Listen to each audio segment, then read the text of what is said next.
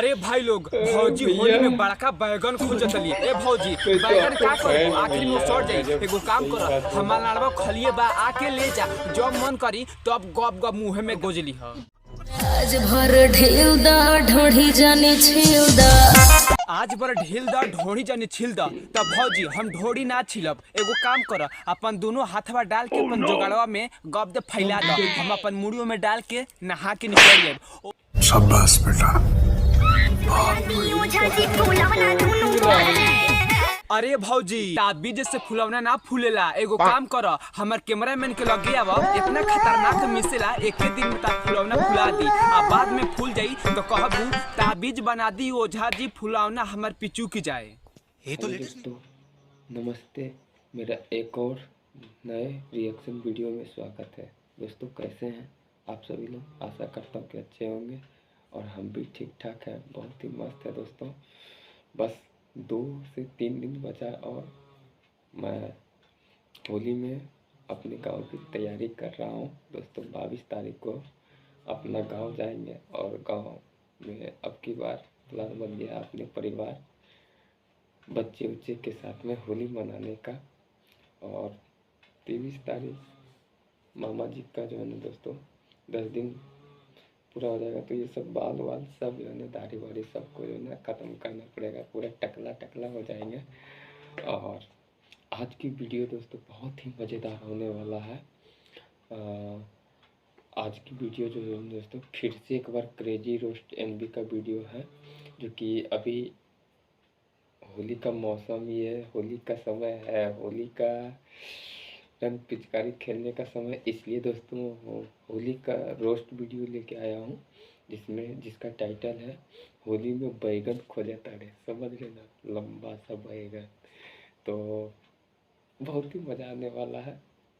Crazy भैया का video है, बहुत अच्छे तरीके से इन्होंने रोस्टिंग वीडियो बनाया है, बहुत ही मज़ा आ जाएगा। आप लोग देख करके ना एकदम बहुत ही आनंद लोगे और हम तो आनंद लेते ही दोस्तों। तो वीडियो को ज़्यादा टाइम ना लगाते हुए चलिए वीडियो को शुरुआत करते हैं और सबसे पहले वीडियो देखते हैं।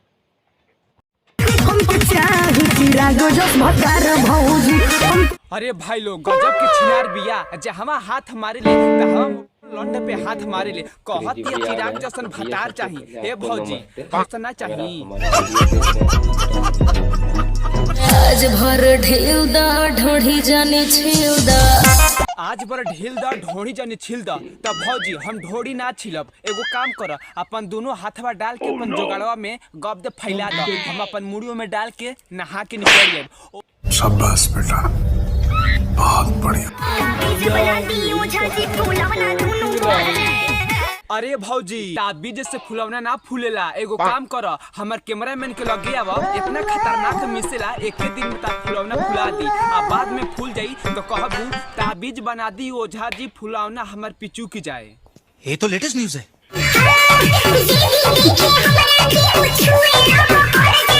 अरे भाई लोग भौजी कहत ली जे भी देखे हमरा के छुएला हहर जाए। तब भौजी तू जहाँ हमसे भेटाइबू तो जान तू का करब, अपन हाथ गाड़ी में डाल दे आ जब तू बेहोश हो जाइबू तो हमार कैमरामैन आई तहर लगवा तू फैला के मुड़िया घुसा दी।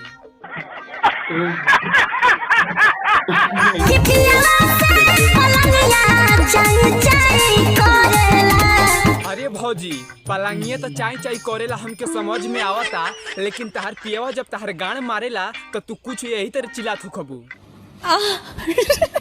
ओके वाह। अरे भाई लोग चंदन भैया कहते ना भौजी से होली में चोली के बीमा करा दो। तब भैया चोली के बीमा तो हम कह दे फ्री में, लेकिन भौजी से कह दो हमके हर महीना में एक टिप चाहिए।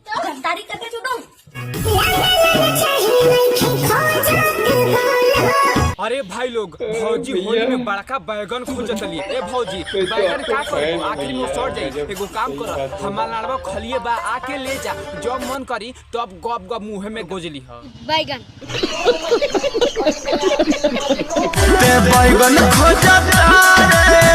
अरे भैया हमके लागत तहरा अखिया में गधा के लगल बा, जे तहरा के लौकत नहीं खे उ तो वही से बैगन खोजतिया, हाथा के लोना खोजतिया। अरे भाई लोग बहनों के हमके समझ में आइल ह ई भौजी बैगन काहे खोजतली। भौजी के तो भतारे नहीं खे लेकिन इहो कम छिनार ना बिया, तब ऐसे हम कहतनी हमारी बा आके ले जो ना बैगन चाही गाड़िया में सड़ जाए बैग जेबू। दिखाओ तनी गोरिया अपन गहरी ढोड़िया। अरे भैया काहे ढोड़ी के पीछे पड़ल बाला।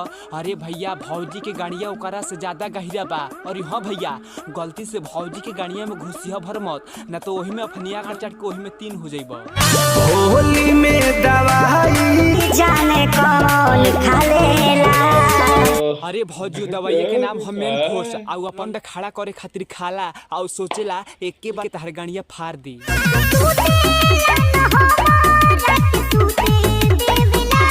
अरे भौजी तार भतार शादी ऐसे कइले बा तोह से राती के सूते के ना, राती के तहर बजावे के आ तहर जब बजाई तबे 5-6 गो लड़का के माई बनबू। अगर माई नहीं बनबू तो तहार सास ससुर को यहाँ जान पतो ही तो रंडी छक्का मिलल बिया।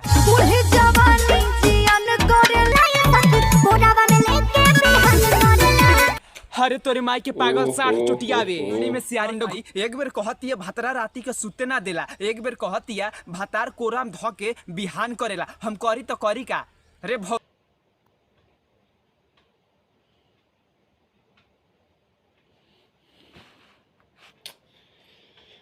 तो दोस्तों ये था क्रेजी भैया का वीडियो। मैं तो हंस हंस के पागल हो जाता हूँ सही में। गजब इनका जो है ना रोस्टिंग वीडियो, यानी रेलने का तरीका ही ऐसा है कि मुझे ना बहुत ही मज़ा आता। आप लोगों को कैसा लगा कमेंट बॉक्स में ज़रूर कमेंट करके बताइएगा, अपनी राय ज़रूर भेजिएगा।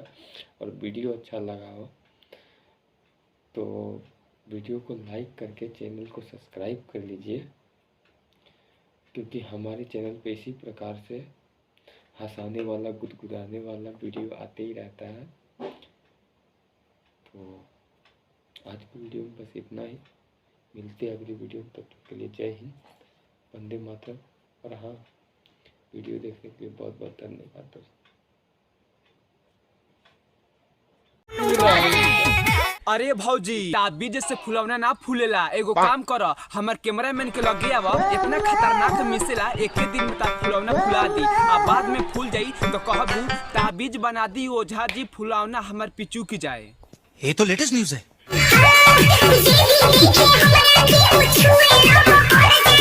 अरे भाई लोग भौजी कहतली जे भी देखे हमरा के छुएला हहर जाए। तो भौजी तू जहाँ हमसे भेटाइबू तो जान तू का करब अपन हाथ गाड़ी में डाल दे। आ जब तू बेहोश हो जाइबू तो हमार कैमरामैन आई तहर लगवा तू फैला के मुड़िया घुसा दी।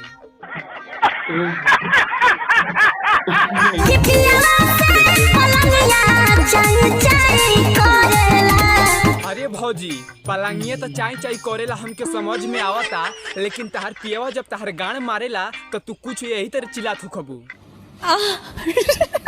ओके वाह।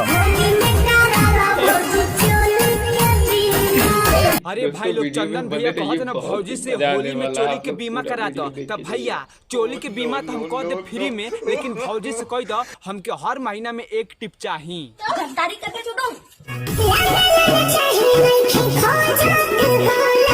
अरे भाई लोग भौजी होली में बड़का बैगन खोजतली। ए भौजी बैगन का करो आखिर में सड़ जाई। एगो काम करो हमार लाड़वा खलिए बा आके ले जा, जब मन करी तब गप गप मुंह में गोजली ह बैगन।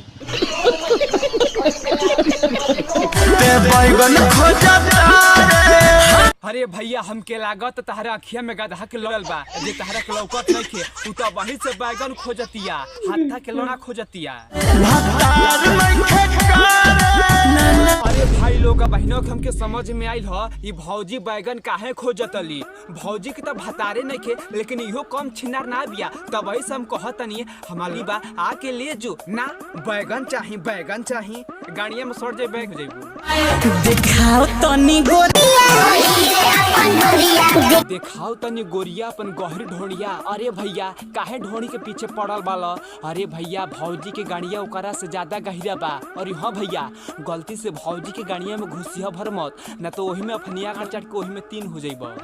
होली में दवाई जाने कौन खा लेला।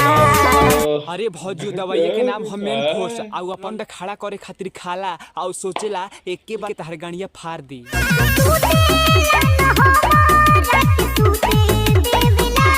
अरे भौजी तार भतार शादी ऐसे कइले बा तोह से राती के सुते के ना राती के तहर बजावे के आ तहर जब बजाई तबे 5-6 गो लड़का के माई बनबू। अगर माई नहीं बनबू तो तहार सास ससुर को यहाँ जान पतो ही तो रंडी छक्का मिलल बिया।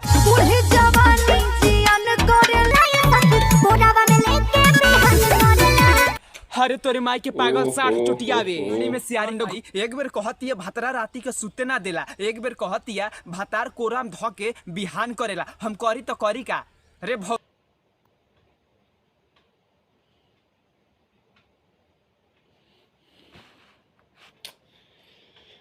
तो दोस्तों ये था क्रेजी भैया का वीडियो। मैं तो हंस हंस के पागल हो जाता हूँ सही में।